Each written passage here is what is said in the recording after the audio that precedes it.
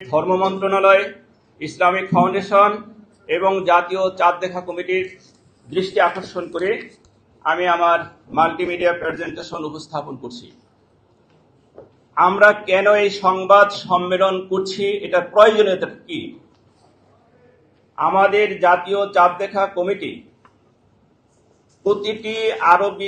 প্রতিটি lunar month, প্রতিটি চন্দ্র মাস শুরু করার ক্ষেত্রে কোরআনের সিদ্ধান্ত মানছেন না, হাদিসের সিদ্ধান্ত মানছেন না।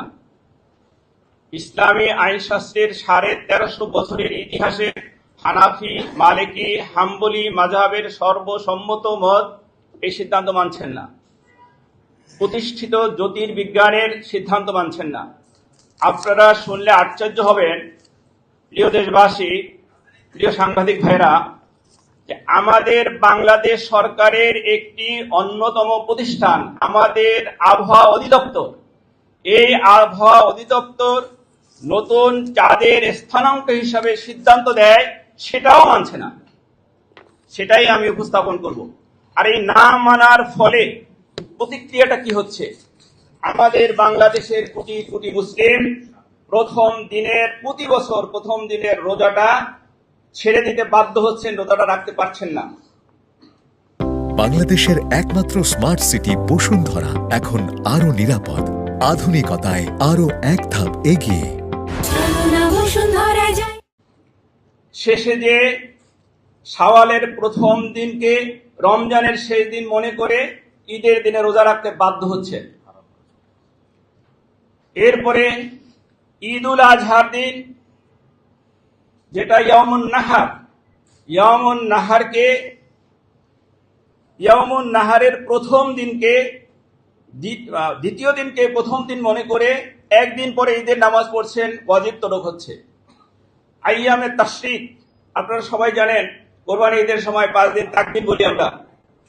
এই তাকবীরটা একদিন পরে শুরু করার কারণে একদিনের 5 ওয়াক্ত নামাজের পরে 5টি ওয়াজিব তাকবীর, যেটা ইচ্ছা করে তরক করা কবিরা গুনাহ, সেটা হচ্ছে। এরপরে আছে আমাদের নফল ইবাদতগুলো, যেগুলো আমাদের সভাপতি মহোদয় বলেছেন, শবে বরাত, শবে কদর, তারপরে আশুরা ইত্যাদি ইত্যাদি। এরপরে আছে ইসলামী অনেক তাহজিব, তামাদ্দুন, সংস্কৃতি জড়িত, ইতিহাস জড়িত, যেমন বদর দিবস, যেমন উহুদ দিবস, যেমন শবে মেরাজ, যেমন রাসূল সাল্লাল্লাহু আলাইহি ওয়াসাল্লামের ওফাত এবং জন্ম দিবস। এগুলো ইসলামী সংস্কৃতি, ইবাদত না হলেও এগুলো ইসলামকে, মুসলিমদেরকে নতুন করে উজ্জীবিত করে। এর কোনোটা সঠিক হচ্ছে না এবং এর জন্য দায়ী আমি দায়িত্ব নিয়ে বলছি, আমি ব্যক্তিগতভাবে দায়িত্ব নিয়ে বলছি এবং এই সংগঠনের মহাসচিব হিসাবে দায়িত্ব নিয়ে বলছি, এর জন্য দায়ী আমাদের সরকার দায়ী নয়, ধর্ম মন্ত্রণালয় দায়ী নয়, দায়ী আমাদের চাঁদ দেখা কমিটি এবং চাঁদ দেখা কমিটিতে যে সমস্ত ওলামায়ে কেরাম আছেন তারা এর জন্য তারা দায়ী। কেন দায়ী? সরকার তাদেরকে ভাতা দেন, সরকার তাদেরকে সম্মান দেন, ধর্ম মন্ত্রণালয় তাদেরকে যথাযথ মর্যাদা দেন। কেন? যে তারা জাতিকে চাঁদের ব্যাপারে, লুনার মান্থের ব্যাপারে সঠিক সিদ্ধান্তটি তারা জানাবে, কিন্তু তারা সেই দায়িত্বটি পালন করছে না। এই না করার কারণে এই সমস্যা হয়। আর এই সমস্যা সমাধানের দাবিতেই আজকের এই সংবাদ সম্মেলন। চলুন আমরা সামনে চলি।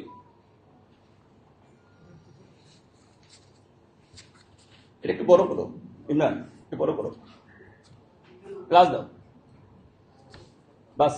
আপনারা দেখেন, আরেকজন বলবে, এটা হলো পৃথিবীর মানচিত্র। আমরা সবাই এর সাথে পরিচিত আছি। এই পৃথিবীর মানচিত্র সম্বন্ধে আমি কাউকে ছোট করছি না, কিন্তু বাস্তবতা বলছি, আমাদের শতকরা 98 জন নয়, শতকরা 99 জন মাহের ওলামায়ে কেরামের কোনো ধারণাই নেই। এই কারণে এই ভুলটা করেন তারা।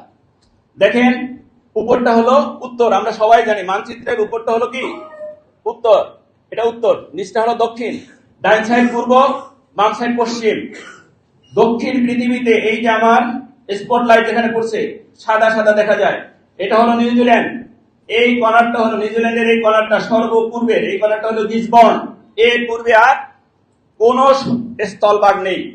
এটার কি হলো 177 ডিগ্রি পূর্ব দ্রাঘিমা।